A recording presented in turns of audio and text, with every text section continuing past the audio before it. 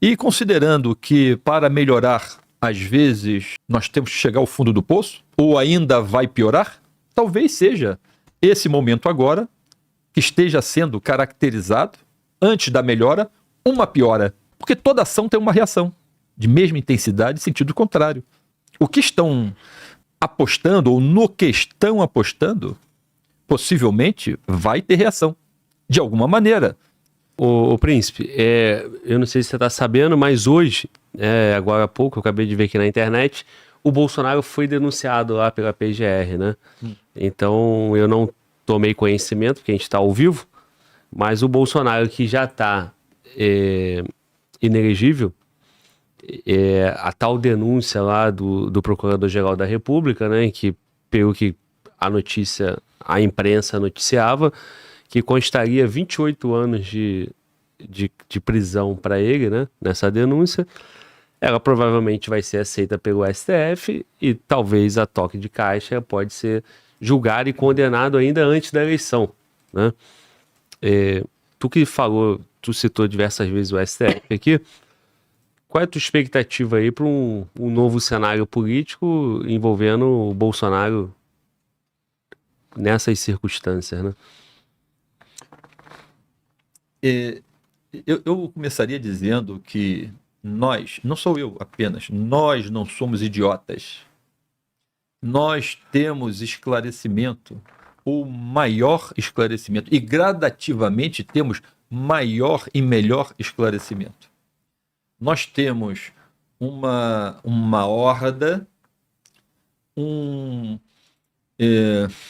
uma comunhão de desígnios por parte de alguns ministros que entenderam que o 8 de janeiro foi um ato de terrorismo contra o Estado democrático de direito e precisavam envolver o presidente Bolsonaro, que acabou, nesse momento, como você está dizendo, sendo citado, sendo denunciado pela PGR, onde o PGR era sócio do Gilmar Mendes, no escritório dele, na estrutura dele, eram sócios. Então, existe uma comunhão de desígnios que hoje ainda está no Brasil, tocando e tentando ainda respirar, se debatendo primeiro, as nossas discussões, o nosso inconformismo, porque existe uma inconformação social gigantesca. Eles é que fingem que não veem. Mas, se eles querem ainda pagar esse preço, apostando nas estruturas da Polícia Federal, nas Forças Armadas, eles que apostem. Eu acho que isso é insuficiente. Eu acho.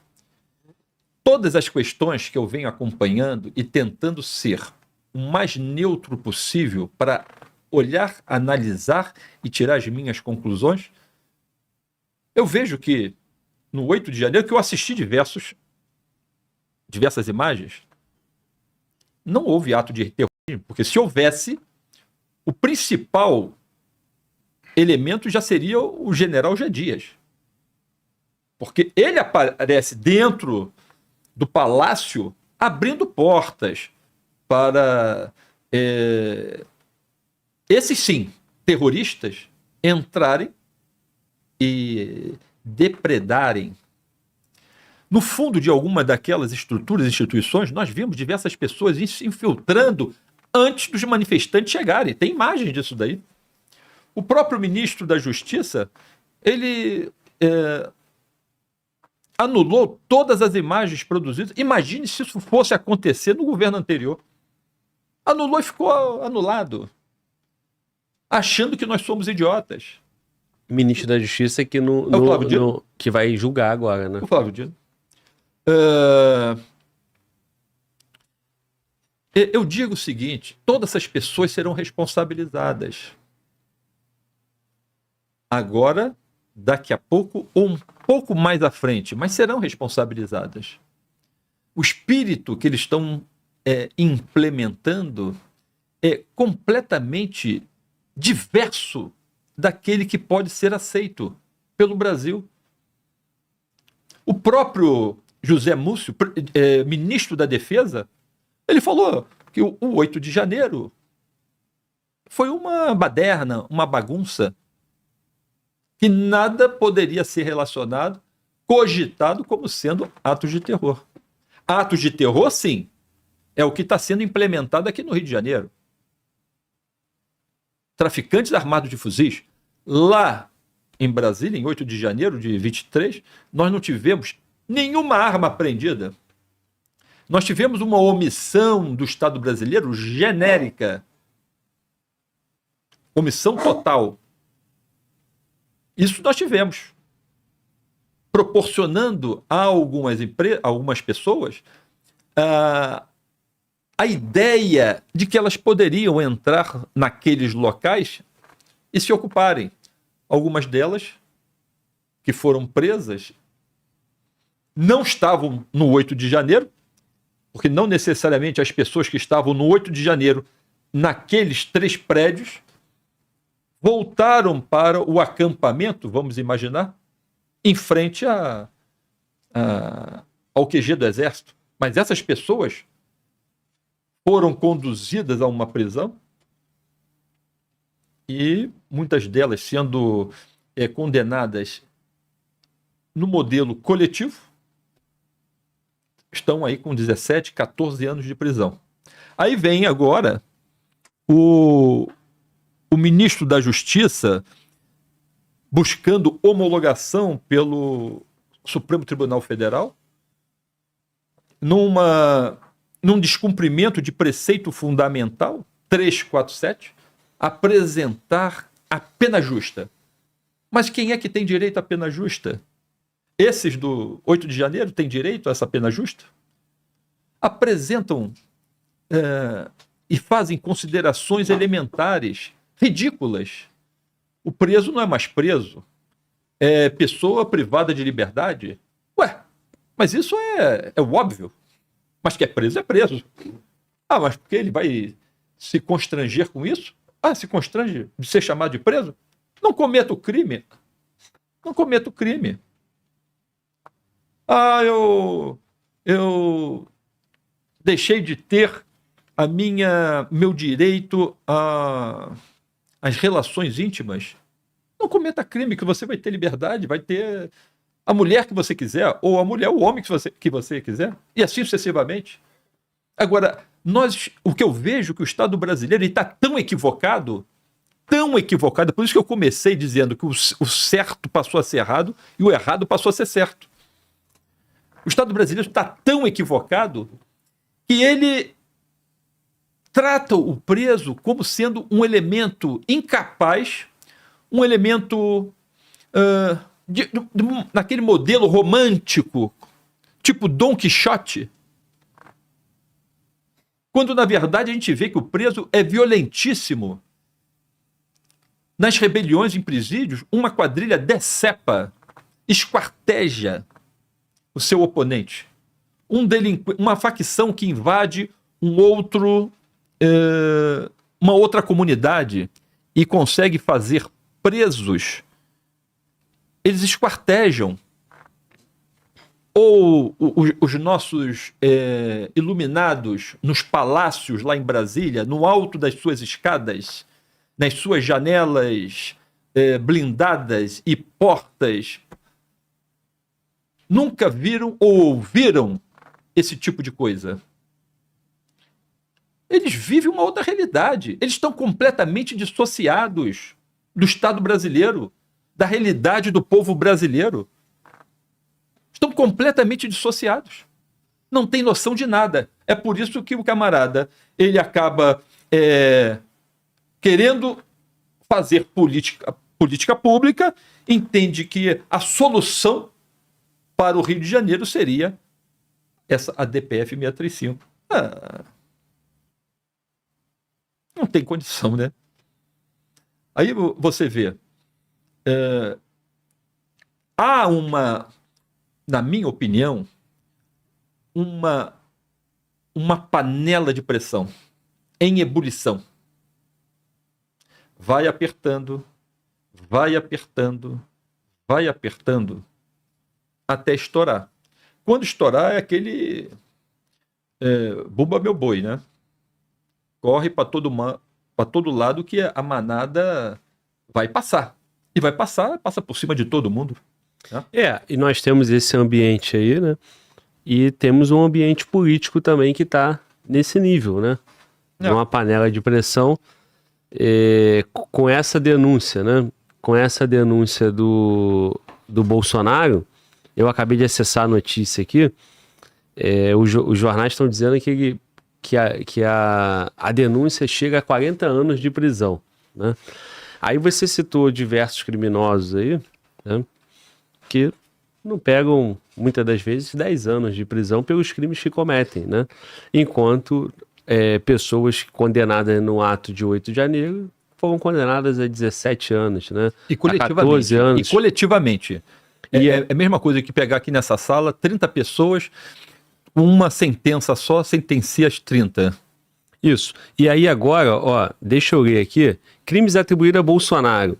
Liderança de organização criminosa armada.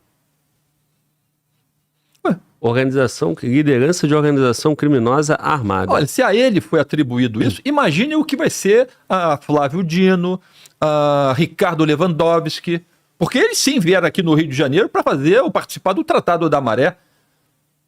O presidente Lula, sim, que esteve lá no Complexo do Alemão, tratando de questões que nós não sabemos exatamente como foram tratadas, CPX. E aí? Aí, tentativa de abolição violenta do Estado Democrático de Direito, golpe de Estado, dano qualificado pela violência e grave ameaça contra o patrimônio da União, deteriorização de patrimônio tombado. São os 5 crimes atribuídos a Bolsonaro e seus aliados. Junto com ele foi o Alexandre Ramagem, ex-diretor da BIM, o Almir Garnier, ex-comandante da Marinha, Anderson Torres, ex-ministro da Justiça, Augusto Heleno, ex-ministro do GSI, Gabinete de Segurança Institucional, Paulo César, ex-comandante do Exército, Braga Neto, ex-ministro da Defesa e ex-vice na chapa de Bolsonaro, e Mauro Cid, ex-ajudante de ordem de Bolsonaro. Então, aquele núcleo duro ali do Bolsonaro, né, os caras mais próximos a ele, todos tiveram denúncias, né? E por conta de delações e tal, à época foi falado que o comandante da Marinha foi o único que apoiou, né? E, portanto, ele está aqui também denunciado junto com Bolsonaro, né? Que seria o núcleo do golpe. Nós temos, assim, a capacidade de olhar para o vermelho e dizer que é verde. E vice-versa.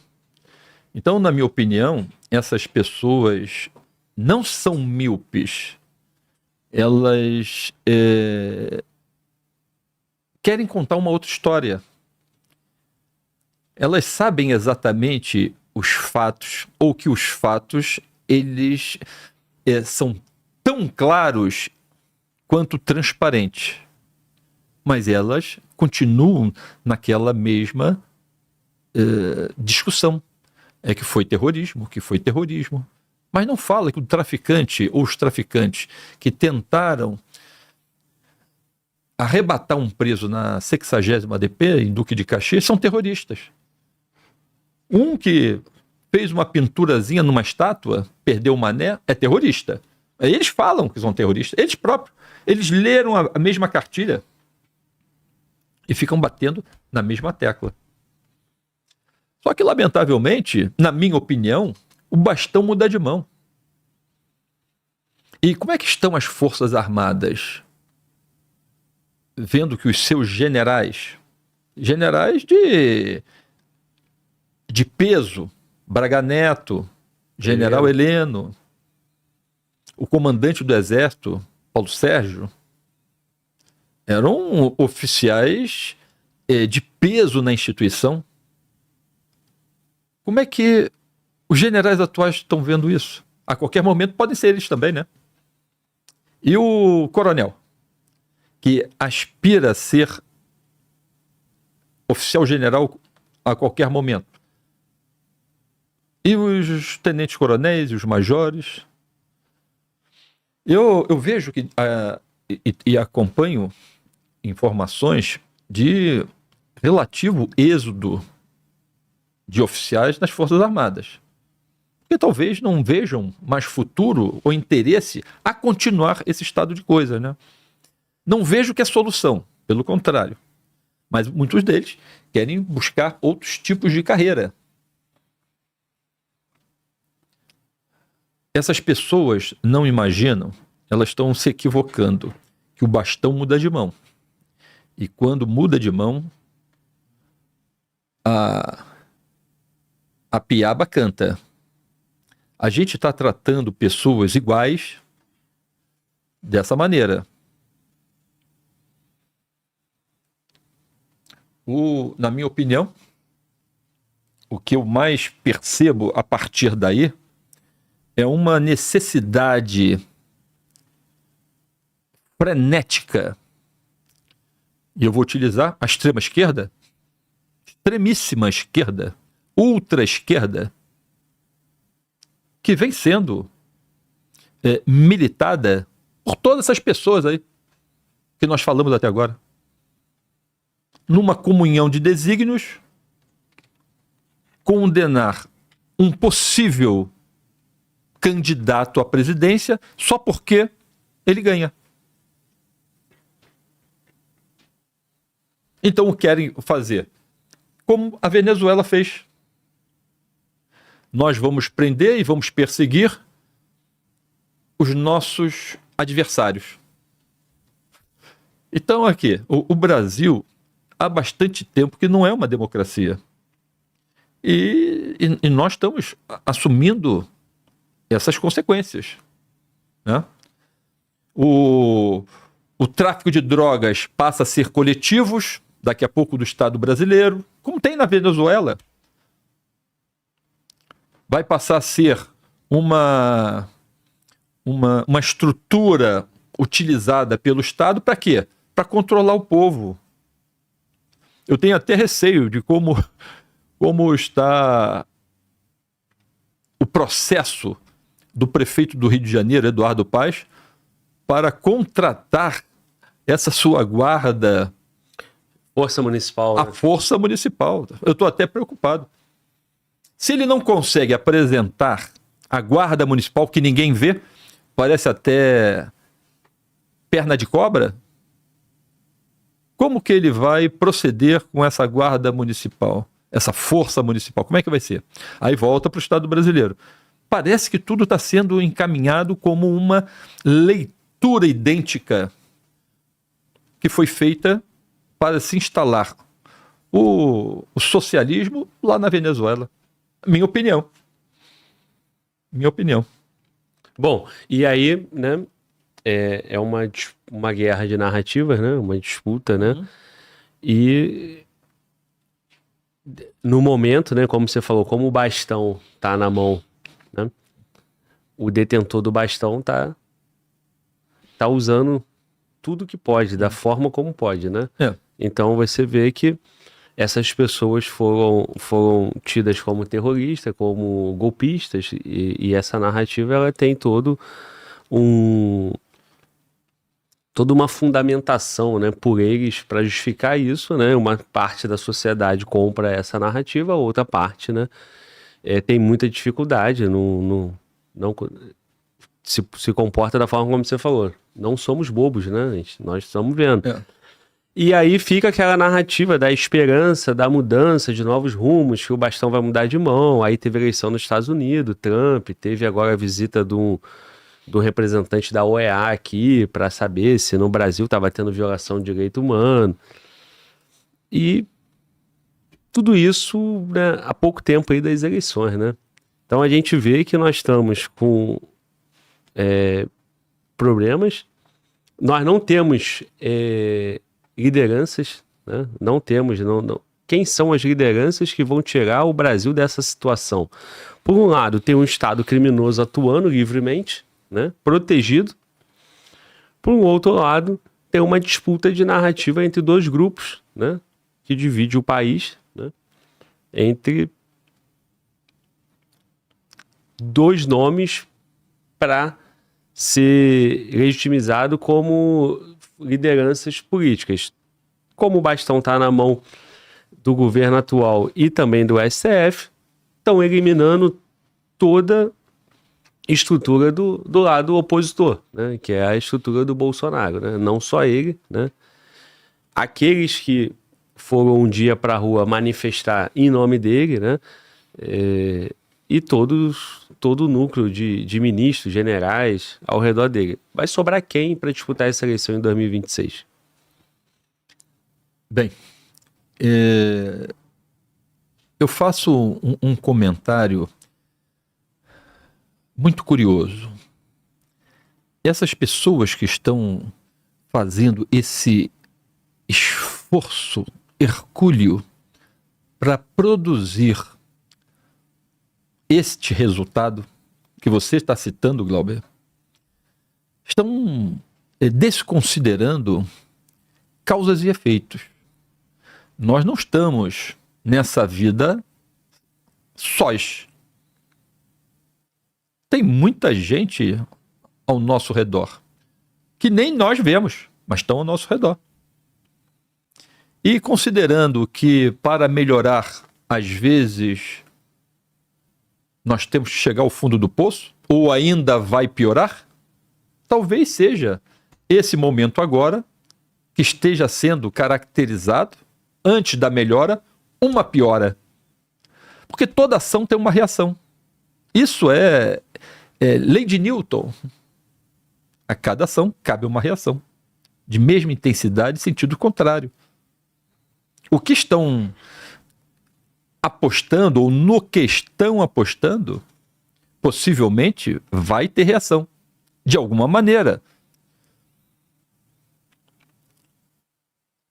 E eu vejo que esse tipo de coisa, do jeito que está sendo imposto, é uma falta de leitura ou desespero, uma falta de leitura nítida, leitura política nítida. A cada ação tem uma reação. Ou desespero. Nós só temos essa carta. Esta é a nossa última carta. Ou a gente aposta como sendo o grande trunfo para nós conseguirmos bater, ou nós vamos morrer. Então, ou uma ou outra. Isso vai gerar repercussões a partir de amanhã. E quando começarem aquelas diversas manifestações sociais, pensaram nisso? Não sei. Estão se importando com isso? Também não sei. Como já vi ocorrer em outros países, será que eles consideraram essas insurgências, as greves gerais, o problema dos abastecimentos? Porque isso pode gerar inconformismos. E o Brasil passa a ter um problema que antes não tinha. O governo atual passa a ter um problema que antes não tinha. Antes ele tinha tudo funcionando normalmente e tinha que administrar a sua competência na gestão pública. Esse era o grande desafio. Né? E já está ruim. Que já estava ruim. Agora, qualquer cisco que venha a partir daí pode ser fatal. Por isso que eu acho até que, considerando aquela história, para melhorar ainda vai piorar um pouco até chegar no fundo do poço, para depois subir. Quem sabe isso já é o fundo do poço e nós já estejamos próximos da retomada. Não sei. Tomara, né, cara? É o que, né, essa esperança aí quem tá em casa quer ter também, né?